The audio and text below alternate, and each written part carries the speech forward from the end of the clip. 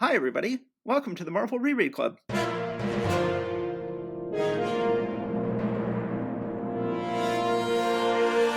Hi, everybody. I'm Matt. And I'm Steve. We are back. It is time for our fifth episode. We are still a little bit ahead. We've dropped the first three episodes, and we're getting more listeners every episode, which is good. I was afraid we'd get less. I listen to a podcast. I'm a completist. I listen to every episode. So I'm like, what? But if there are more people listening to every episode, that's good. But I don't want anybody listening to the third episode who hasn't listened to the first episode. Well, it's one of those things where, clearly this has a chronological order in which it makes the most sense, but all of this stuff was, how many decades ago at this point? 60 years ago? Right. So it's not exactly like you would be surprised. Oh my God, this Henry Pym guy became a superhero. How would I have... Spoiler. Spoiler! Exactly. So that happens this episode. So, Yes. shh, don't tell anybody. Okay, so let's go ahead and get started with what we are doing. We've got a big day, folks. So here, I'm going to go ahead and tell you, we're going to record 5 issues tonight.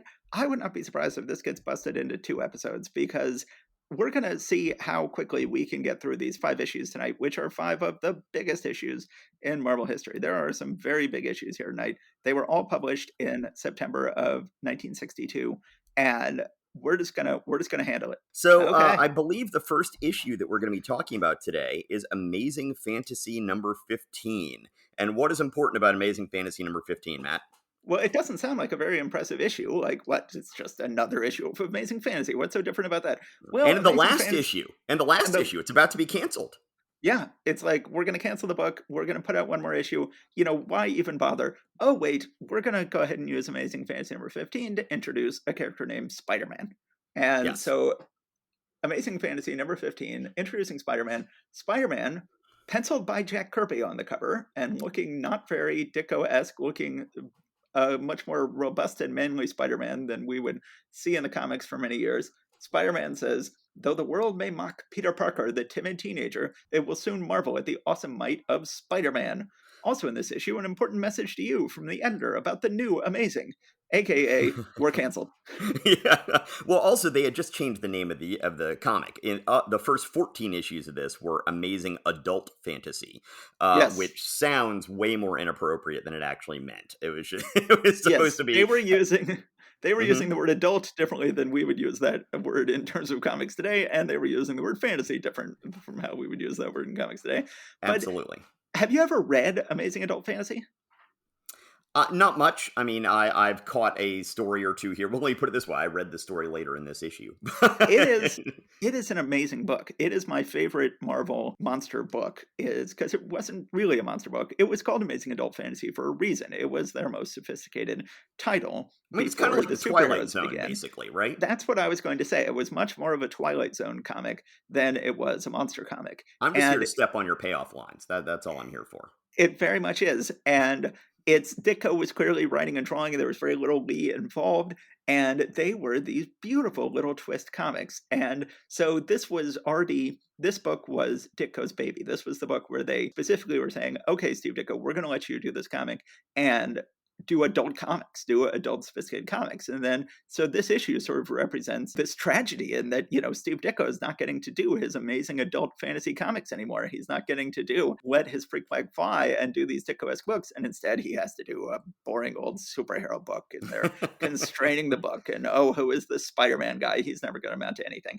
And well, it turned out that Ditko fell in love with this as well, and he poured his heart into this issue, as did Stan Lee. I believe that Stan Lee deserves a lot of credit for this issue, and that I think this may be the best issue of a comic book Stan Lee ever did. That's certainly, you could make that argument. This is the book, the story that gives us possibly the most famous quoted line of the entire Marvel canon, which is... Yes. And say it with me, everybody. With great power comes great responsibility. I totally botched it, didn't I? Yeah, yes. I think I did. I said becomes. So, yes, one way or the other. Yeah, so I could definitely see your argument. This could possibly be the most consequential issue that Stan Lee ever wrote. Do we want to get into yet the whole thing about why Jack Kirby claims credit for this before we get into talking about this story, or do we want to go through the Yes, why story don't you first? sum that up quickly? Okay, so here is the story as I understand it. And, obviously I don't know any of the people involved, but from stories that I've heard from people in the know. Stan Lee was doing all these great superhero books with Jack Kirby. They were going great guns. They were putting out all sorts of new stuff. Hulk, Fantastic Four. They were about to do Ant-Man, which we're going to talk about later in this issue, Thor. And he then said, "Hey, Jack, I want to do a book about a teenage superhero, and I want him to be called Spider-Man. Now, I want him to have all sorts of teenage problems in high school and stuff like that. I don't want him to be like a big superhero." So Jack went home, drew up a story, just basically with that more or less as his guide, and came back. And Stan Lee then, and here's where some of the details get a little funky, but my understanding is that Stan gave it to Ditko to ink. And Ditko looked at the pages and then said, Stan, this is The Fly. Ha! And Stan was like, "Wait, what? Okay, all right." Now, So mhm. explain what was The Fly? The Fly was a comic that Jack Kirby had done with his previous primary collaborator named Joe Simon for, I believe, Archie Comics, but it was Uh-huh. for some other comics company. And he was a guy who was a fly themed superhero who had some kind of a web gun or something like that, and he somehow transformed. I believe when he turned into a superhero into some other thing. But it was so that's my understanding. I have asked questions from people who know about these things whether these pages ever survived. That would be amazing to get to see these pages. And I have heard contradictory stories about that. Most of the people say that Stan Lee just said, "Well, just go ahead and keep them and do something else," and that Steve Ditko eventually destroyed them and later said that he felt guilty about doing so, that, he should have held on to them. But then some people say, "Oh no, so and so claims to have actually seen these pages before and they are still out there."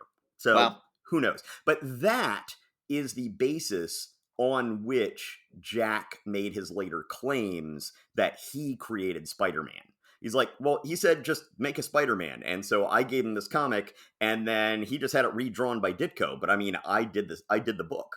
So that is my understanding of where that controversy comes from. Okay, so it's not just because he did the cover. I always assumed it had something to do with him doing the cover.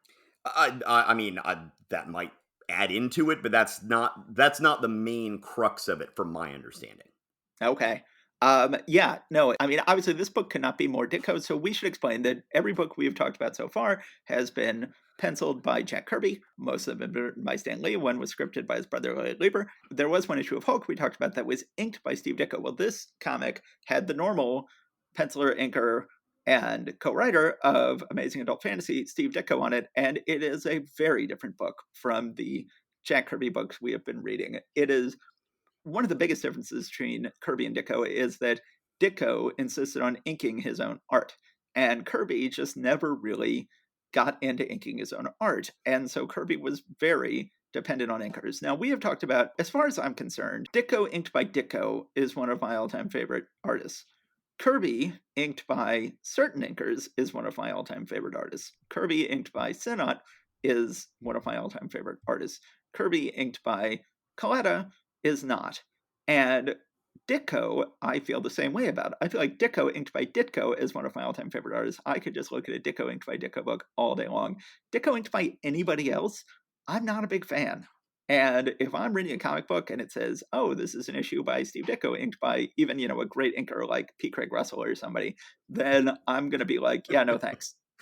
I was just actually thinking that exact thing because I was like, "Oh yeah, he drew those issues of ROM when we were reading comics, and I think P. Craig Russell inked those, didn't he?" And then you go name drop that exact thing. I'm like, "Yeah, you can tell that we grew up reading the same comics together, can't you?" Yeah. Uh, But oh, but this is the number one word I would associate with Ditko, and the art on this book, even though this is not really the theme of this book, is noir. There is heavy uses of shadows and blacks, and there is just this is a city that has some character to it in the way that Kirby's cities never do. Not that Kirby couldn't draw the hell out of cities. Kirby could draw the hell out of cities, and we're going to see that in the next book we do. But Oh my gosh, there is so much character in Ditko's art, and this is a gorgeous book. Yeah, and as I've said, when I was a kid, and a teenager, I would see old reprints of old Ditko comics and be like, "Ugh, this is so ugly. Just I can't. I just don't have any interest in that." And as I got older and saw more and more of his stuff over the years, I have, as I said, become utterly transfixed with him. Although I'm still not necessarily a fan of the art, I'm a fan of the comics, the Uh-huh. storytelling, the whole unit, the whole thing. But the actual art itself isn't necessarily what really draws me in. Um, I disagree. I absolutely love the art. well, I don't think you can disagree since I was just talking about how I feel about I it. That's not how I feel, I will say. That's what I Yes. mean to say. I'm a huge fan of this art. I'm a huge fan of this issue. So let's go ahead and get into this issue. First of all, on the splash page, I will point out that the picture of Spider Man in the upper right hand corner looks really spidery. Yeah, it really does. He looks it is the least human, it is the most inhuman that Spider-Man ever looked. The very first picture of him we get on this first page. He looks like a creepy spider creature.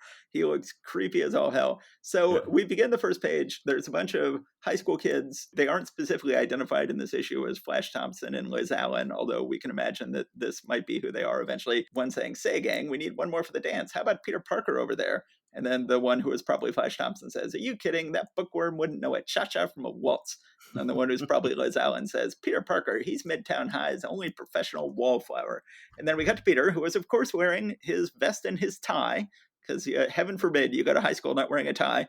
And he is looking depressed, but he is casting a shadow behind him, which has a big spider web around it and a giant spider to show that he is about to become Spider-Man. Yes. So one of the things that I always loved about Spider-Man growing up, and eventually became not true, very, very much became not true after they did One More Day, is that I like that Spider-Man moved through time. I like that Spider-Man starts off as a kid in this issue, and this is very much a high school book, and that they had him growing and changing over the course of the first 30 issues until he graduates from high school and he enters college, and some of his supporting cast continued on and went to college with him, and some of them did not and got And dropped and and fell there by the there's so, wayside. and there's a little bit of I don't know if controversy is really the right word, but disagreement on how much that changing was wanted by both creators. Yes. I know one story that I've heard is that Steve Ditko was like, "No, he's a high school character. We'll just keep him in high school." And that Stan Lee was like, "No, he is going to graduate. Like he's going to go to college. He's going to do all this stuff." But I don't. Once again, that's one of those things I've just heard. Who knows? And then, of course, they had him keep growing and changing and maturing, and then go to graduate school, and then become a teacher. And then eventually they had him get married and have a kid. And that's when they just massively regretted the whole thing. And they were like, "We should have kept him in high school. What did we do? What did we do?" And And so what did they do? They had him make a deal with the devil to get out of his marriage. yes, and then well, first they tried rebooting the whole thing in high school as a separate parallel book called Ultimate Spider-Man, but then they decided to also de-age him in the main comic and make it so that his marriage and kid had never happened. Yes. So, all right, so we see Peter, he's made fun of at school. We see him, he's much happier at home where he's lived with his old white-haired Uncle Ben and Aunt May. Both of them look too old to be his aunt and uncle. So then he is being picked on. Oh, I guess they actually do call him Flash Thompson here on the second page. Yeah. Some girl named Sally, who I don't think we ever saw again, she is making fun of him, going, "Peter, for the umpteenth time, you're just not my type. Not when dreamboats like Flash Thompson are around." And then the character who is probably Liz Allen, they drive off without Peter, and they go, "See you around, bookworm." And she says, "Give our regards to the Atom Smashers, Peter," which later got turned into the title of a book about this era called "Give Our Regards to the Atom Smashers." Now, I will point out that Pete is asking this girl Sally out, and she's saying, "Peter, for the umpteenth time, you're just not my type." It's sounds a little bit like maybe as we get longer in here, and as Ditko ends up becoming more of an Ayn Rand, or I don't know if he becomes more, but he becomes more influenced in his storytelling by his Ayn Rand discipleship. Peter Parker can end up becoming more of a prickly sort of, goes from just a bookish oh, I feel bad for him because people, are mean to him, to kind of I don't know, he's kind of, and right here with the whole thing about, he's clearly been asking her out multiple times, and she's like, will you not take a hint? I do not want to go out with you, which sort of almost seems like a foreshadowing. Well, I think that at the time that was considered to be far more socially acceptable to You're right. You're ask right. someone on dates many times. I mean, I feel like at some point there's one thing that's fascinating to me in the ads for these comics is you get this gradually switch over in the ads from ads that say, "Hey, teenagers, we'll help you gain weight." Like, there's a bunch of ads for something called Weight On, where it's like this is a product to help you gain weight, and there's several of them both for girls and for boys. Hey, girls will help you gain weight. Hey, boys will help you gain weight. And then there's a flip over to ads about losing weight. And there was like one issue I noticed once where they were on facing pages, gain weight and lose weight. And another flip over I think that happened at some point in here is that at the time this was done, there was still a thought that if you were a good girl, Oh, right. you went on dates with lots of boys. And the sign that you were a good girl is that you didn't just go on dates with one boy. You went on dates with lots of different boys. And if you were a bad girl, then you only went on dates with one boy. Well, at some point that flipped. Yeah. and Yes, this is true, and this does come up from time to time later when we get into X-Men, and Jean will be dating, all the different guys on the X-Men basically because she's a good girl. She's not someone She's a who's good going to girl. go steady with somebody, which had all sorts of implications to it. Okay. So, okay, Anyway, back so on to what then we're doing.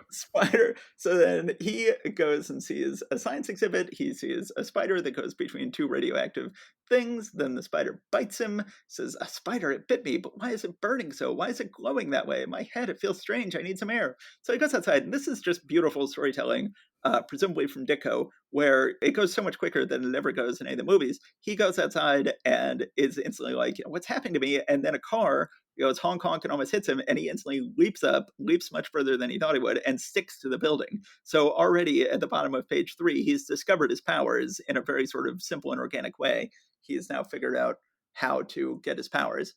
Now, Matt, let me ask you a question. Once again, as our listeners probably know by now, I am reading this on Marvel Unlimited, which is, been recolored and is available online through subscription. Matt is reading scanned copies of the original pulp pages. On the bottom of page 3, when Pete is looking at his hands, what color are his fingers? His fingertips turn yellow.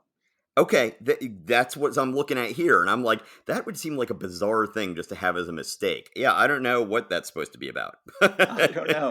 But then, Yeah. so at one point, I read various rewrites of this issue. They're always like, let's retell Spider Man's origin. And I very clearly remember that when he is climbing up the side of a building and a little kid points at him, and we see just the little kid holding the hand of his mother, who we don't see, I swear I remember something about her saying, "I'm going to beat you when we get home," or something like that.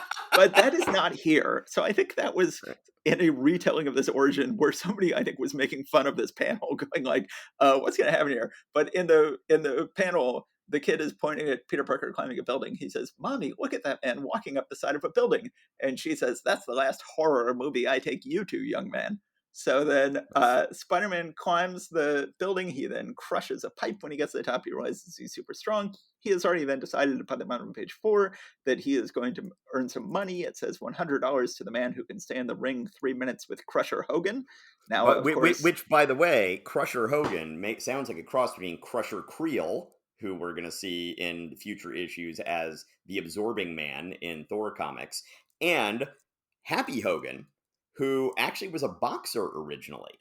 I yes, wonder. and then becomes a Iron Man sporting character. I Yes. do wonder if anybody has ever gone back and said, "Oh no, that was Happy Hogan's brother, Crusher Hogan." Yes. That's what I was thinking.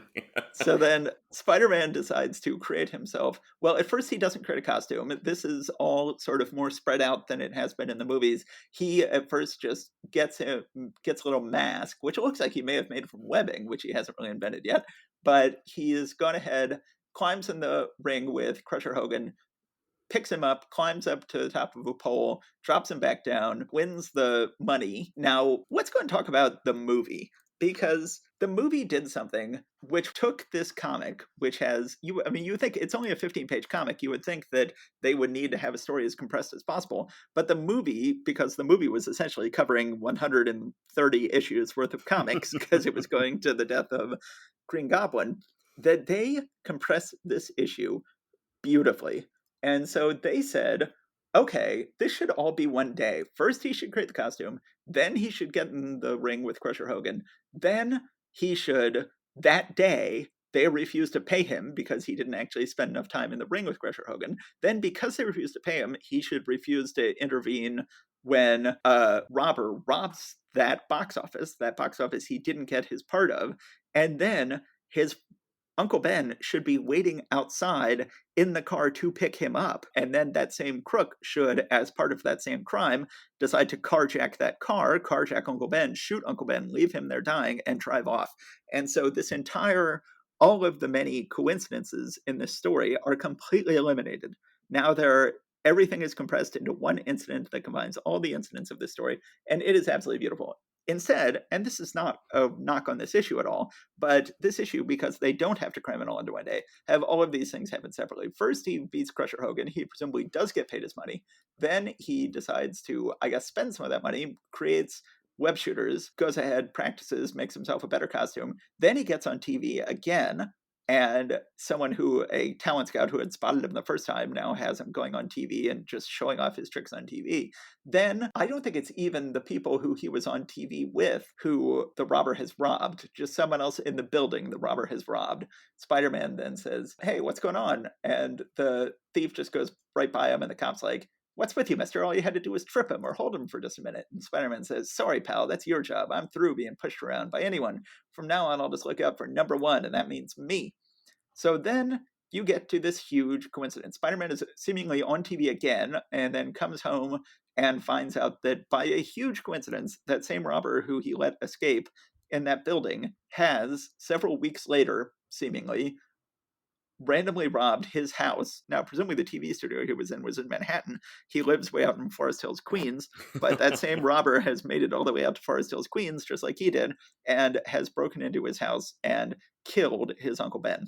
Then Spider-Man tracks him down. Now, I'd forgotten, in the movie, he accidentally, quote unquote, kills the crook. And then the crook is eliminated from the story by I didn't dying. remember that. He just arrests him in this comic, and then he does in fact come back. I'd forgotten Yeah. that he arrests him, and then the robber comes back many years later for, I think, Amazing Spider-Man number 200. Yeah, And I do but remember so that he then, shows back up at some point, yeah. I mean, this is a classic example of what sort of coincidences a storyteller can get away with, and what sort of coincidences a storyteller can't get away with. In this, the whole source of meaning of the story is this huge coincidence, so it's fine. Like, oh my God, what are the odds? This is fate. The fickle finger of fate has landed on me, and somehow the same person who I didn't stop has made it all the way out to Forest Hills, Queens, and done a random home invasion robbery, which is, of course, the great myth of crime, that, that you're going to have Manhattan crooks coming out and entering residential neighborhoods in Queens and picking out random houses for random crime, and never actually happens that way. But this is this huge coincidence. And of course, when they made the movie, they were including many years of comics, including other coincidences, including the huge coincidence that Spider-Man's friend's dad turned out to be the Green Goblin. Like, that is a huge coincidence. And I think they said that's the only coincidence we want to have in this movie. And so Hmm. we have to completely rewrite Amazing Fantasy number 15 so that there is absolutely no coincidence there. And they did a beautiful job. But this is also a beautiful comic. Oh yeah, yeah. Now, on your copy, is the spider on his back blue throughout this issue rather Yes. than red? Okay, Yes. yeah. So they clearly changed their idea on that going forward. Not a big deal. Also, on the last page in that panel in the middle row, Spider-Man has pupils in his mask eyes, which is I Yes, think the the only time he only ever time does. I the think just only to show time that how ever shocked happens. he is. I think they Yes. decided he just didn't look shocked enough without pupils in his eyes. Yes, yes, I know, yes, but it does sort of jump out at you, like, what is going on? So then, of course, at the end, we have that final panel, and a lean, silent figure slowly fades into the gathering darkness, aware at last that in this world, with great power, there must also come great responsibility. And so a legend is born, and a new name is added to the roster of those who make the world of fantasy the most exciting realm of all. But yes, that And last. and then it Mhm. says, "Be sure to see the next issue of Amazing Fantasy," which never came out, "for the Right. further amazing exploits of America's most different new teenage idol, Spider-Man." Then in the end, this issue sold like what twice the copies of any of the previous issues of this series, and so they're like, oh well, maybe we shouldn't have canceled it, and maybe this guy gets his own book now. And I mean, I think that Stan Lee loved this character more than any other character. I think certainly if you had asked him when he died, "Who is your favorite Marvel character?" I think he would have said Spider-Man. I will take your word for that. So, but yeah, this is a short story. There's not much that really. I mean, it's a short little fable basically, and there's really not much to dissect here, other than what you've already done about how they approach the storytelling here versus how they did in the movies. But I mean, you don't really need much more than this. I mean, this is a perfect little gem of an introduction for this character, and yeah, you can't really do much to improve it. And it's a very sad story. Like, Oh you yeah. really, Ditko and Lee really make you sort of love Uncle Ben in just a few panels. And they have not done anything like this yet, really killing off a character after they make you love them. And, there's not a lot of death in any of these comics. And this was a very impactful death. And then it's ironic. I think that this is the most ironic story in these early years. Oh, the irony. The one person I could have stopped ends up killing my uncle. And it works beautifully. Now I have a question for you. Yes. I Another big difference between this comic and the movie is that he does not have organic web shooters. In the movie, he has organic web shooters, Right. and in the comic, he says, "Oh, I've got spider powers," which is to say, I have some spider powers in that I can stick to buildings, and I've got super strength, which is sort of associated with spiders, but not really. But the only real spider power I have is that I can stick to buildings. And then the other big power spiders have, shooting webs, I didn't get. So I'm going to just invent web shooters. Which, if you're capable of inventing web shooters, then that alone means you could have been a superhero, like, even without superpowers. Now, I have always assumed, and I've never heard this confirmed, that he was originally supposed to have organic web shooters in the comics, and that somebody said that's gross. And I don't know. So looking at this, I wonder if, and once again, I overanalyze everything Ditko does. I overthink everything Ditko has done. So I'll just put that out there to be at the beginning. But once again, I'm always thinking of him in terms of his relationship to Ayn Rand's philosophy. Right. right, And so as a someone who is very enamored of Rand's heroes, I think that this is an element in which he as is you mean, self-creating. it sounds like you're saying about yourself as someone who is enamored of Rand's heroes. You're saying that Oh boy. as you're saying that That Steve Ditko. Steve Ditko Yes. as someone who is enamored of Rand's heroes. Yes. Okay, go on. Yes. Okay, thank you. Yes. Steve Ditko, who is enamored of Rand's heroes. I get the impression that he was saying, oh, I'm going to have him invent these himself to show Right. that he is a Randian type hero, a self made person who deserves all of what will come from being a hero because he can make himself into a hero. Ah, And I might be over, once again, I am fully aware that I way overthink anything Ditko does, usually through that lens. But right. there it is. That does totally make sense. That is sort of a Randian element, and it does make him. And I think that they do good stuff over the years with him having created his own web shooters. And I think Oh, ultimately yeah. it's for the best. And they went ahead and reverted to him making his own web shooters in the two reboots of the movies that we've seen since. Supposedly that was partially because of Brian Michael Bendis. Brian Michael Bendis was part of their creative trust in those early years. And they came to him and they said, like, "You're writing the Ultimate Spider-Man comic. You rebooted this character. Do you think he should have organic web shooters?" Because at first he was going to have organic web shooters again in the Andrew Garfield movies. Oh, really? And then Brian McMahon's like, "No, it's just not the core of Spider-Man's character. The core of Spider-Man's character is that he is a scientist. He did invent these himself. He should go ahead and do it, even though it's a little weird." It's a weird turn for the storytelling to take. I mean, to me, it's just weird that he didn't get all the powers of a spider. Like he didn't get the big power of a spider, and then he had to add that himself. It's weird, especially having seen the movie, where it makes so much more sense to me in the movie.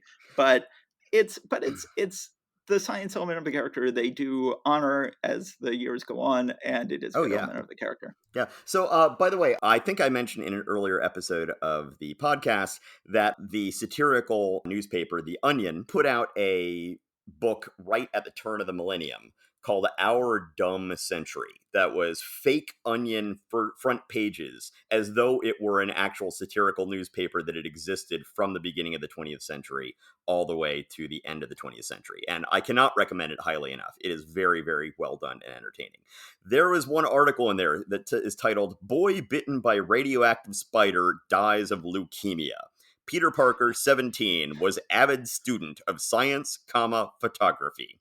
And I won't read the whole thing here, but it does mention Empire State University as the place where he went to see the physics demonstration, which is where he eventually goes to college and graduate school. And then his doctor that saw him was Henry Pym, who we will be seeing later in this month.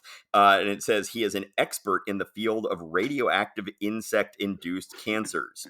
Then I'll just skip to the end, and it just says that Parker's death marks the 6th atomic accident fatality in the last month, arriving on the heels of Reed Richards, Ben Grimm, and Susan and John Storm, all succumbing to cosmic rays during the maiden flight of Richards' experimental rocket, and U.S. Department of Defense scientist Bruce Banner's irradiation by the gamma bomb, a weapon of his own devising. So, Right. I strongly recommend everyone pick up a copy of The Onion's Our Dumb Century. It's extremely well done. Yes, one cannot, after reading that article, one cannot help but think of it every time one reads these comics. I Yes. mean, I think the ultimate way we know that Stan knew he had something special here and really loved this comic is that Larry Lieber didn't write it. Is that he didn't have his brother Larry script it, which he was doing more at this point, and Stan wrote it himself, and I think he was glad. I think that one thing that when we misremember this issue in various ways, we remember partially because it was in the movie, some characters saying, with great power comes great responsibility. That Uncle Ben says that in the movies, and we either remember Uncle Ben saying it or Peter saying it. But no, it's just Stan Lee who says it at the end. Yeah, Yes. Stan Lee is summing up the story that way. And then it's only much later that this becomes a phrase that actually gets uttered in the comics. Okay, so that's great. We've introduced Spider-Man. We will not see him again for a few months because, like we said, Amazing Fantasy ends up getting canceled right after this issue, and it takes him a few months to go ahead and get the new Spider-Man comic book into production. But we have gotten his introduction, and it is, as you said, arguably one of the most important, one of the best, most important. What is the word you said about for that Stan Lee ever wrote? I think it's his greatest comic. I His think this is the greatest greatest comic. issue of comics he's ever done. Yep. And so that's wonderful. But now it's time to move on to the next issue of Fantastic Four. Fantastic Four number 6. This is still the world's greatest comic magazine, according to the cover. Have the Fantastic Four at last met their match when the mighty Submariner and evil Doctor Doom team up? Don't miss the diabolical duo join forces. And Doctor Doom is saying, the time has come, Submariner. Destroy the Fantastic Four. Mr. Fantastic, who's stretching up towards the two flying villains, says, no matter what powers you both have, we shall defeat you. The Fantastic Four swear it. So we So, still have Doctor Doom still looking very green. He's still got mhm, greenish armor. Prince Namor is still in orange swim trunks. He would yep. eventually turn green, and Doctor Doom would turn his armor would turn gray. But so far, we still have that is still it. All right. So then it's funny. I think Sinnott was not inking these pages in order because the first page is actually signed by Dick Ayers. The first mention of an inker's name we get. It's got Dick. Oh, yeah, there you go. It says Yeah, I Stanley hadn't noticed Giacobi, that. but I don't think this first page is inked by Sinnott, but the next No. page clearly is. Yeah, so And okay, so I went and did a little bit of research on this. I know we scoffed at the idea that we would do any research on this stuff, but I heaven went and did some forbid. research. Heaven forbid, I actually act professional about this thing. So I've been saying that the Marvel Unlimited says that a number of these early Fantastic Four issues were inked by someone named Christopher Rule. According to that, this issue is also inked by Christopher Rule. It's clearly wrong. And so I looked up Christopher Rule. Apparently, he was older than most of these guys. Like he actually apparently served in World War One, and Oh my was God.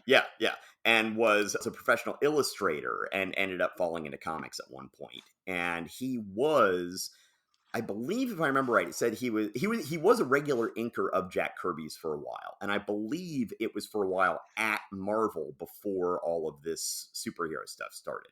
So I'm guessing that somebody who was putting all this information into the database that Marvel Unlimited uses must have just been like, "Oh, Jack Kirby," and it doesn't say anything. I'm guessing it's Christopher Role. you Yeah. know? Well, this is Um, credited on MarvelFandom.com to being inked by both Dick Ayers and Joe Sinnott. yes, Clearly, the first page is by Ayers because it's signed by him. The second page, clearly by Sinnott, because you can just tell from looking at anybody's face. right. But then it's my understanding that Sinnott switched over to doing religious comics halfway through inking this issue, doing the pages out of order, and then disappears for another 4 years, tragically. That's And you can just tell from looking at these first two pages how much better Sinnott is than Ayers. But oh well. Yeah, and I generally like Ayer's work as an artist, but he, I believe, inked all four of the Kirby issues that came out this month, and I don't like them. No. I'm very disappointed by his work. As a matter of fact, I don't like the inking in general that he does on these particular issues. Like I said, I like Ayers as an artist generally, but it looks almost like the paper was bleeding. Like the ink would like not stay still but would start bleeding through the paper fibers, as well as him sort of inking kind of almost like with a mop rather than a brush. Yeah. Anyway, so that's I was a little disappointed by that in these three issues, especially since I do generally like Ayers. So So we begin with Johnny. He's flying through the city. They go, it's the Human Torch heading for the Fantastic Four skyscraper headquarters. We then get to Sue. Sue is still generally has a problem with being invisible too often and bumping into people and knocking over many people on the street. I realize New York City is a crowded city, but man, oh man, can she knock over a lot of people when she is invisible. But now she's beginning to get a little better. She's beginning to realize, hey, I could just be visible. And then she turns visible, does not knock over anybody when she turns visible. It's worth noting. She then uses her special belt buckle to rise up into the headquarters. We get, what of the Baxter Building? We yes, actually of get the the Baxter Baxter Building building. named. And we get another cutaway view of inside the Baxter building, which is different from the last cutaway view we got of inside the Baxter building. Right. But it's even more beautiful this time. It is absolutely beautiful page. We then go to they're reading letters. Reed stretches over to another building to visit a sick kid in person. Then we get a big thing happening for the first time, which is that Ben gets a letter making fun of him from the Yancey Street gang, which is a recurring theme, which is very strange. And I think it's very much a second generation Jewish immigrant thing. This whole thing of this is so working class. It's so weird that this idea of like, oh yeah, there's a gang that doesn't like me, and the gang is sitting down to write letters, and they're writing letters that contain various that are rizzing me or razzing me, and are saying mean things about me. And then it drives Ben crazy, like, oh, these people. Now, eventually, many years later, it was revealed that he used to be the leader of this gang when he grew up poor. But that is not revealed in any of these Lee and Kirby issues. And it is just the weirdest element. Yeah, no, I think that was a John Byrne invention in the '80s, if I'm not mistaken. Yes, it was. Well, it may have been from before that, but that's the first time I ran across that.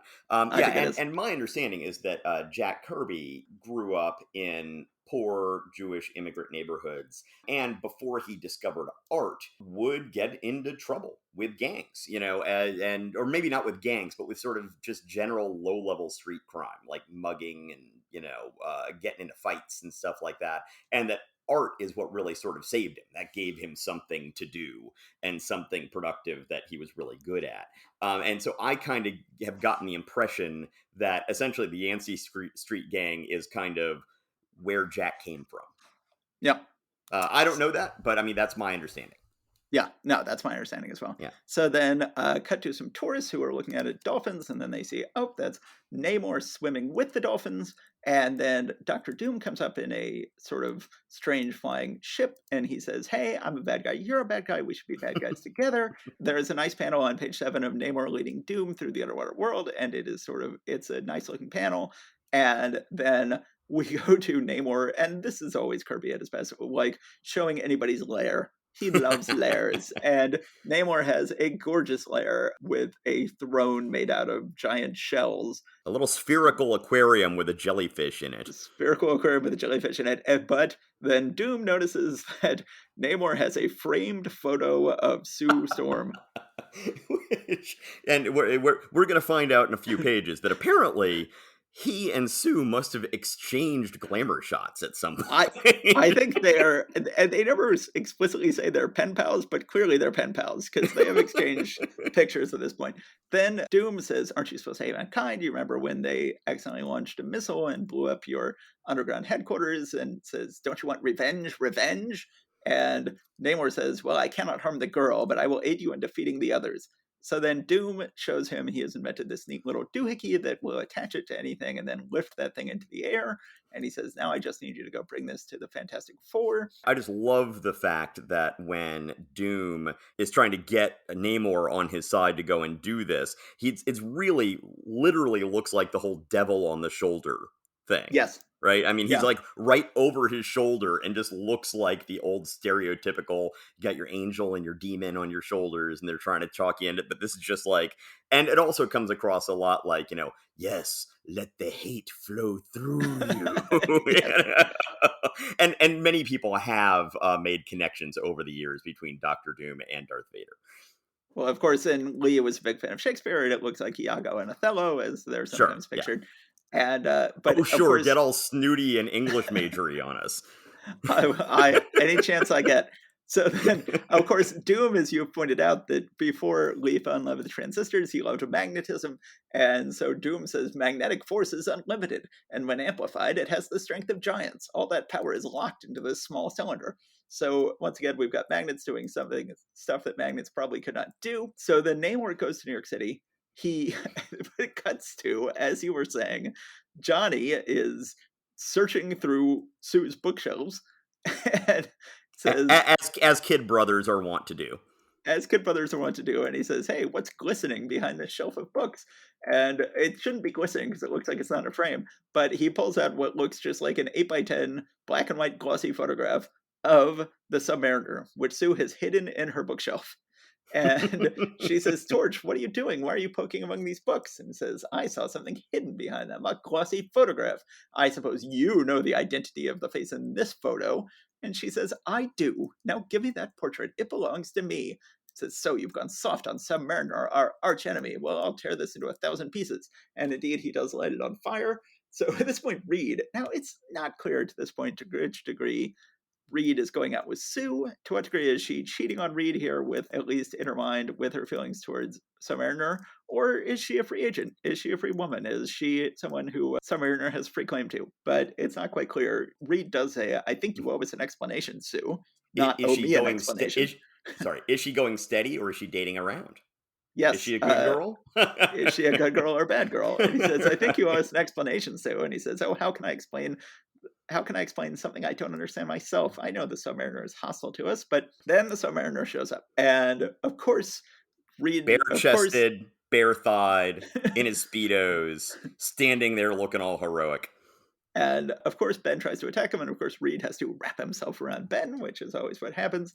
And Sue tries to defend Submariner. Sue is just like, she goes, she grabs him, she puts her hand on his chest. She's like, "No, if Submariner meant us harm, he wouldn't have walked in among us this way," which is not true, as it turns out. But no, this is a question that I asked just last week: of is Superman flying all the time? If you I opened up thought that same thing when I saw this. I was like, hey, this is that thing Matt was talking if you about. open up a trapdoor under Superman, will he fall? Well, Johnny burns out a circle in the floor under Submariner, and he does not fall. I'm flying. He's flying all the time. So then suddenly the whole building takes off into the air. And seemingly the bottom of the Baxter building is just flat concrete that was just sitting on the base on the street, because that's how That buildings has no work. pipes, no conduits, no, I I guess there is no running water in the Baxter building. or they've got their own water reclamation plant right in the basement, or not the basement, in the first floor that, just whatever you flush just gets cleaned up and sent right back up. I don't know. So So, then, so then yes, one of the things I want to say is on page 16, we have the picture of the Baxter building floating up into space, and we look down and see a gorgeous representation of lower Manhattan. So yes. you see lower Manhattan, midtown Manhattan, Roosevelt Island, and a little bit of Brooklyn and Queens over there on the right hand side. And, once again, it is very, very clear at this point that we are in New York City. Although I still have some memory of Center City being mentioned again at some point in the future, but clearly this is New York City. Yes, and a gorgeous panel looking straight down New York City from the top of the Baxter Building. And so then they continue to fly off into space. Dr. Doom is in a little ship. He is dragging the grabber, the building, which has been grabbed by the grabber, along behind him. Then he gets into outer space. They realize that their own plane was toppled and damaged when the building shifted. Then Johnny is like, "Well, I'll just go out into outer space and fly around with my flames." And that doesn't work. He gets to Stan and Jack's credit. He snuffs out immediately, and he says, "My flame, it burned for a moment, and then suddenly snuffed out. I forgot. There's no oxygen in space to feed it." Reed has to stretch his arm out the window to grab him. He pulls him back in. Reed tries to stretch for Doctor Doom's ship. He can't. Then they convince, well, Doctor Doom then foolishly announces, "I'm going to kill all five of you." And they're like, "Now, do you want to help us, Submariner?" And he's like, "You bet I do, now that I know Doctor Doom's going to kill me." There's series of gorgeous panels where Namor is trying to fly towards Doctor Doom's ship. He's going, "Go, go, go." And he's Gets to the like ship, bouncing from there's an rips it open. asteroid, there's like a meteor shower, and he's like bouncing from meteor to meteor, or at least that's what the narration says. It's a little unclear that that's what was going on earlier, but yeah, so he's bouncing, saying which go go go. which of course isn't how anti-gravity works, isn't how zero gravity works. You can't exactly bounce. But I remember at one point somebody was saying, like, "Scotty, can you maintain the speed?" And Scotty's like, "Oh, the engines can't take any more, Captain." And he goes, "Okay, Scotty, then just turn the engines off, because we'll continue going at the exact same speed we've been going. That's how space works." Yes. Well, if you want to get into how space works, then later when they're going to drop them into the sun here, it actually takes much more energy to drop something into the sun than it does to shoot them out into the outer universe. But that's getting a little too technical here. We're doing comics. Yes, so then basically Namor rips Doom out of his ship. Doom goes flying off, clinging to an asteroid, goes flying off into nothingness. It says, "The rocky space wanderer streaks onward, unmindful of its human rider, unmindful of the loneliness of its never-ending journey. For eternity is a long, long time, and Doctor Doom, who has coveted all of the earth, now has all of eternity to scheme in a much larger domain, the universe itself." So then they figure out how to land their skyscraper back on the Earth, which, again, because it has no pipes, it can just comfortably come to a rest like it was before. Now, to Right. be fair, when John Byrne later redid this storyline in the 80s, he did have it like the building get ripped apart on the bottom and a bunch of dangling pipes and things like that. But But on the other hand, in the Ant-Man movie, they end up shrinking a building and just being able to roll it off in a little rolling cart as though it once again had no pipes or conduits or anything like that. So it worked but this way. that is a building that was designed to be shrunk, to be fair. But Maybe. they then, I guess, so the Submariner never gets back in the ship. So the Submariner never gets back in the ship. They then land back on the Earth. They find the grabber and they try to get rid of it. It goes flying off again, and apparently the Submariner has pulled it off. He is then out at sea. He says the sea will make a fit resting place for the works of Doctor Doom. They will lie where they can do no further harm. So shall I return to the sea, perhaps someday, when I am no longer haunted by the bitter memories of my lost people. I may return, but until then, this is where I belong, in the sea, which is my home. And so, Submariner, it's unclear if he's still going to be a villain at the end of this issue. Yeah, so they've now clearly established him as what we would these days refer to, I don't know if the term existed back then, as an anti-hero. He can be a villain, but he has a sympathetic story that you can believe in. And Meanwhile, that's very much how he was in the 40s. Like he was mhm. he was a dark character in the 40s. Yeah, why I think he was. I think he. I mean, I haven't read many of the '40s books, but my understanding was that he was much more on the villainous side until World War II broke out, and then basically they're like, we got to have all our guys fighting the Nazis. So True. then he threw in with humanity, just like, oh, okay, no, well, yeah, sure, I'm got some issues with humanity, but I mean the Nazis. Let's go ahead and I'll beat up on them. But Right. meanwhile, we skipped a big moment here, Matt. What's that? One of the two first mentions of unstable molecules. Oh my gosh, I can't believe we skipped over that. Yes. Yes. Yes. So when he is reading the fan letters and goes stretching over to see the kid in the hospital that's in the next skyscraper over by happy coincidence, he then is talking to the kid. I'm getting back to the page here. he is talking to that kid and explains to him, okay, wait, here we go. He says, well, the reason my costume stretches to any length that I do is that it is woven from chemical fibers containing unstable molecules that shift in structure when I affect the change. So, and that's as he's like leaning his elbows on the kid's window frame there while stretched a block or two across. But yes, this is, and I note that I'm saying one of the first mentions of unstable molecules. I had completely forgotten, as we are going to find out soon, that there was another mention of unstable molecules this same month that we're going to end up Yes. running into. Yeah, instantly Stan realizes this is an idea whose time has come and uses it twice. I had that in my notes and then I skipped over it in my notes. Yeah. Yes, the introduction of unstable molecules. Okay.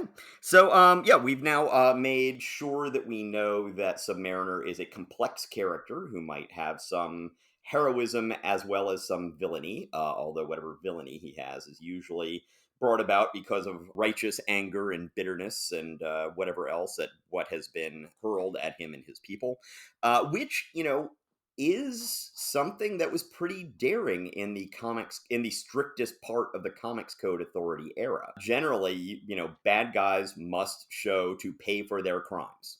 Like, Yeah. there are good guys and there are bad guys. Cops are always good guys. The US Army is always good guys.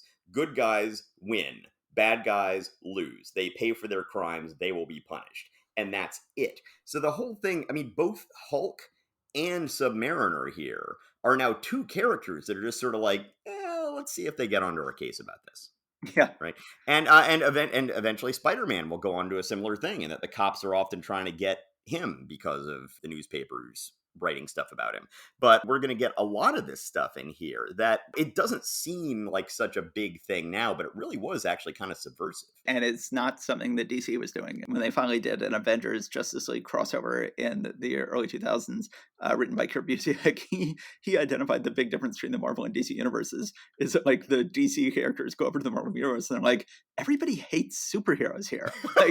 Like there's anti-superhero editorials in the paper. Like, what on earth? Like, we don't have anything like that. Like, in our universe, the Flash there is a Flash museum in the Flash's hometown where they celebrate all of his achievements, and there's nothing like that in the Marvel universe. New York does not have a Spider-Man museum where they celebrate the achievements of Spider-Man. Actually, you said Kurt Busiek? He's the one who wrote the Marvels miniseries, isn't he? Right. Yeah, Yes. and he also plays on that a little bit there when he recounts the Galactus storyline. And, afterwards he says, they saved the Earth. Any just universe, we would be carving mountains with their likeness. They literally saved all of humanity and all of our world. And yet the next day there were newspaper editorials saying, oh, this was all just a hoax and it's all just a money-making scheme and all this kind of stuff. Yeah, so that is I guess a Kurt Busiek observation generally. Yes. So we need to move on to the Incredible Hulk. Yes, is that our next one? Actually, no. Hi, everybody. This is Matt. I'm going to jump in here. I'm editing this episode, and I think it's gotten too long. This episode ended up being more than 90 minutes, so let's go ahead and break it up into two 50-minute episodes. Next episode, we're going to come back and we're going to do 3 books. See you then. Thank you for listening to Marvel Reread Club. Please subscribe and rate us wherever you found us. Go to secretsofstory.com and click on Marvel Reread Club in the sidebar to find notes and join the discussion about this episode. See you next time.